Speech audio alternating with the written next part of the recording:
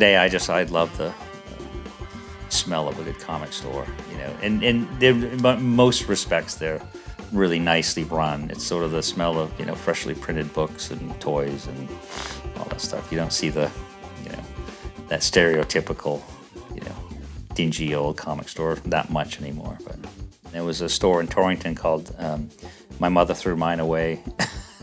And that was the first regular comic store that we would visit. It was great because it was, you know, that was the guy's actual story. His mother threw his away, so his revenge was opening up a comic store.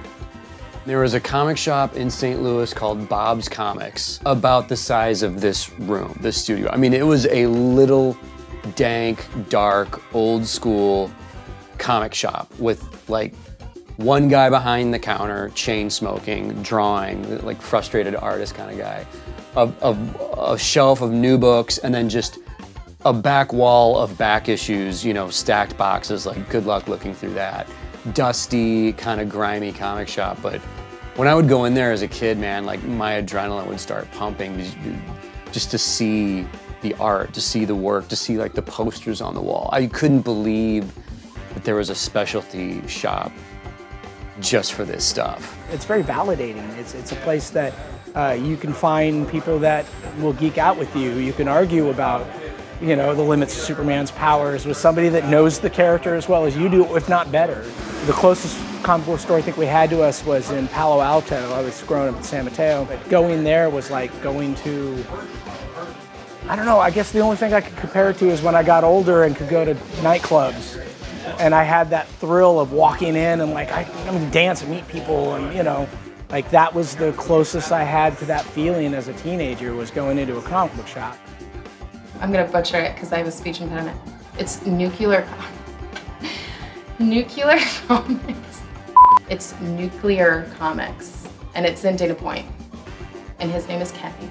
Just one of those places where you feel happy, you know? Like you would just sit there, you'd sit in that store for hours, and he would, you know, give you new books, and you'd look through magazines and trading cards and all this like fantastic stuff. I do a lot of work in Burbank, so I find myself at House of Secrets all the time, and the people there are great. And of course, as you get to be this age, you start to form relationships with the people in the shop. You know, the people who work there as well as the people who you run into every week. Even though I've started buying digitally, I still go to the shop. I unfortunately buy less every Wednesday than I used to, just because weight. But I still try to make sure I go to the comic shop at least 2 or 3 times a month.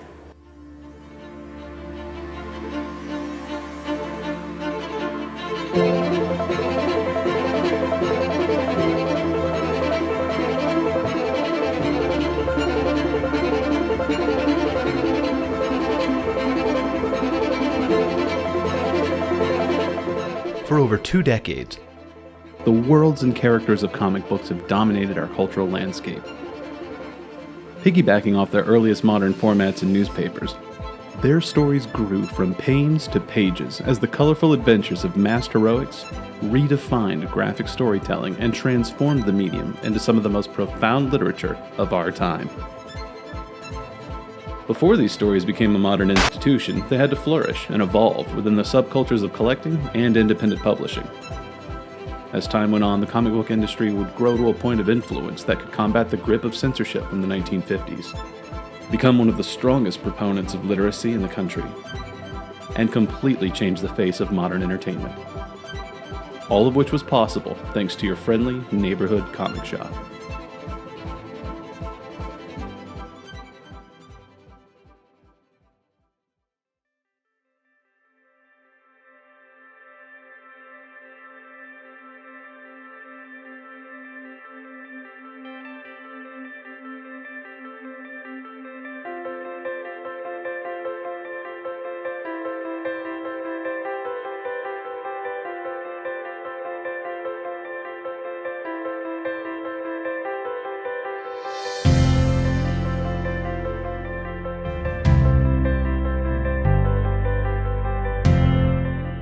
I started selling comics in 1969 out of my parents' basement down in Colorado Springs, Colorado. And then in 1974, I spent 4 months living in a '63 Chevy and raised $800 and used that to open my very first comic book shop in Boulder, Colorado.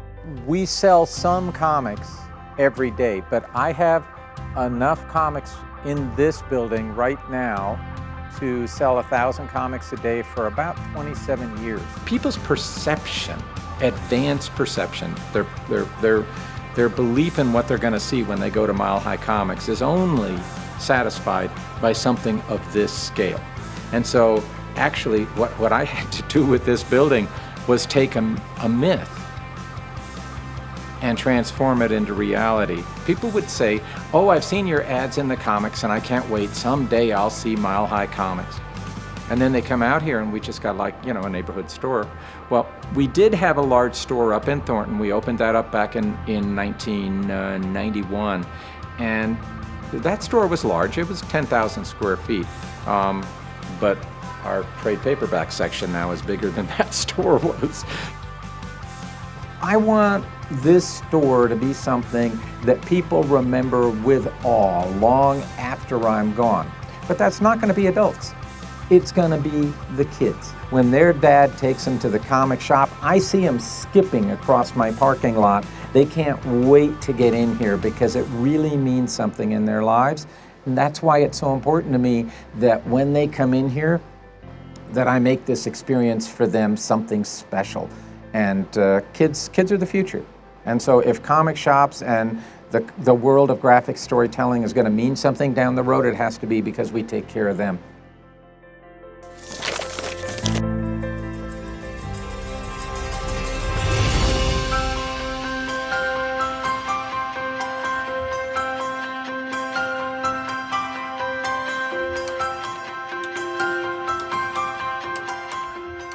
I mean, I really see comic book shops as one of the quintessential third spaces of society. It's not your home, it's not your work, it's the other place where you can be and feel safe and welcome. Hi, welcome. Hi. No, you're good. What do you have today? Deadly Class Compendium. Yay, it's right here.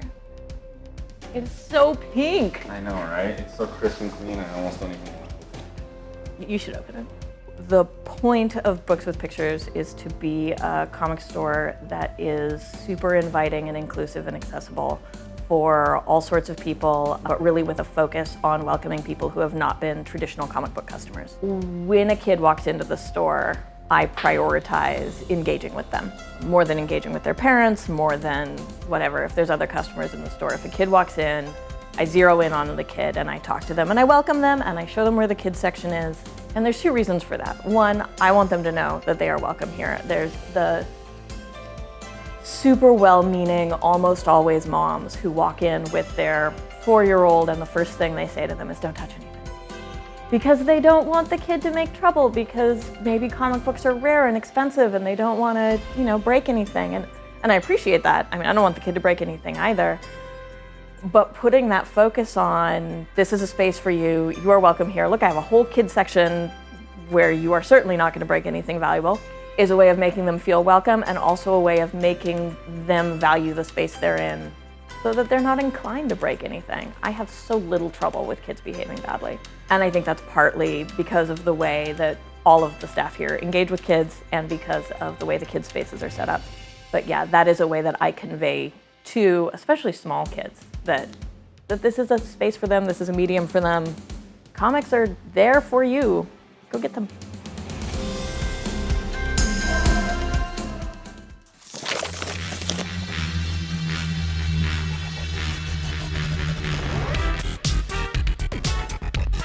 I remember riding my bike to the comic shop, on the weekends and spending hours in there, and riding my bike home with a stack of stuff because back then you could, mow the lawn and do the chores at home and get a few bucks and leave with a stack of comics because at that time they were only 40, 50 cents a piece. Hidey Ho Comics is the oldest shop in Los Angeles still in business, founded in 1977. I didn't shop at Hidey Ho when I was a kid. I actually bought this shop sight unseen, never having actually shopped here or been here. When I was a kid, I actually shopped at Jeffrey's Comics, which is now owned by my partner Jeffrey, over in the South Bay Gardena area, which is the second oldest comic shop in Los Angeles still in business. Hidey Ho Comics is literally the only store in Los Angeles older than Jeffrey's Comics. This is a family business. My dad started it in 1978 while working for the probation department, and just after a few years was making enough money at the comic book store and hated the man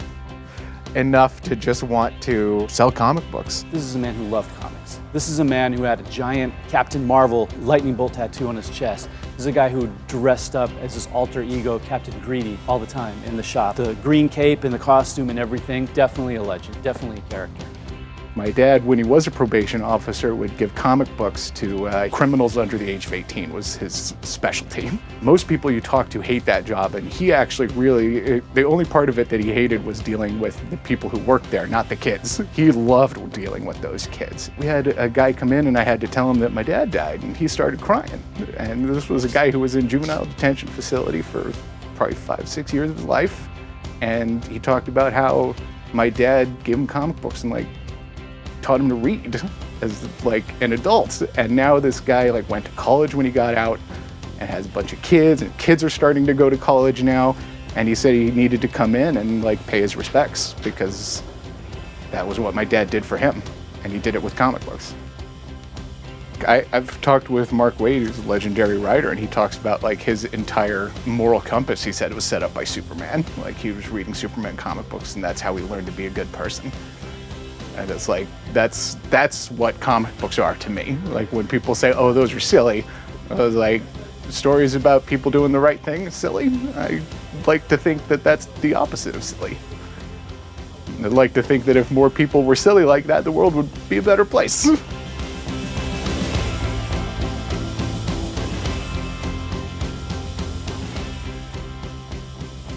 These are only a few of the several thousand people committed to keeping comic book stores open and available to their communities.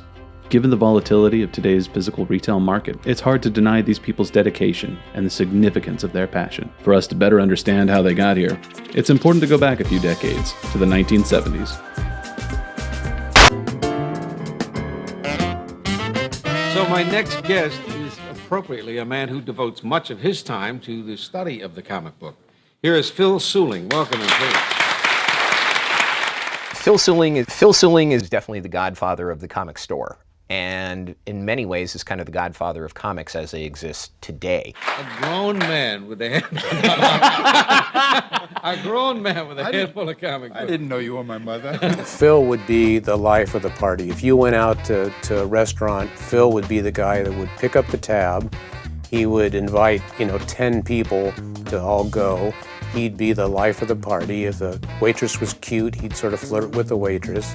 And he was a forceful personality, one of the most forceful in the industry. A little bit of a bully, but that's part of his personality.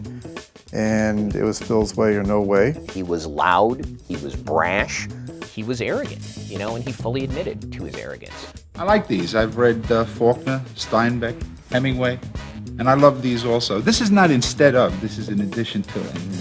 Phil was a guru to many of us. He taught many of us how to do things. He was a really good teacher.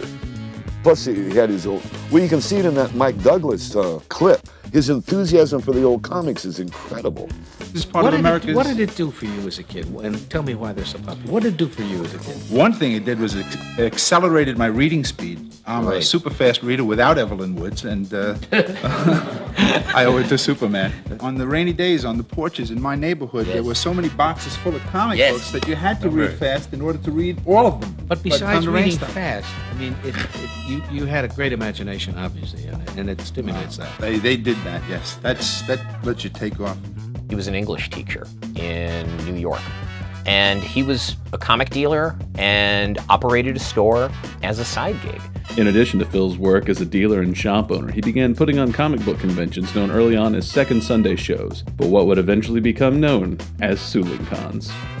The first SulingCon is in '68. It's called ScarpCon, Society Comics Art Preservation, something, SCARP, S-C-A-R-P. What was being done at the time was kind of a glorified swap meet, usually without the glory. This was something that was set up in a church basement somewhere, or, you know, if you're lucky, at the Conestoga Room at the Ramada Inn off of, you know, Route 39 or something like that. And if you could get 100 people through, you know, for a day or for a weekend, that was considered almost a cause for raucous celebration. But Phil kind of said, why don't we take this and why don't we dress it up a little bit more? Why don't we actually get creators to come in? Let's get writers and artists to come in and sign autographs and give panel discussions and talk about the process. Let's get the publishers to actually show up here and hawk their wares. Let's have an art show. Let's have some sort of a charity auction or something like that. He brought in all these different elements that today we really take for granted as that's just what a comic convention is. But again, that template for creating what a comic convention is today was really created by Phil Selig back in the late 1960s. And it got to a point where his conventions were known colloquially throughout the business as SulingCons. That's what they were. You know, a Phil SulingCon was a different beast than anything else anybody was doing at the time. Maintaining this unlikely balance as a comics dealer, convention manager, and school teacher would last for only a few years until unforeseen circumstances would change Phil's life forever.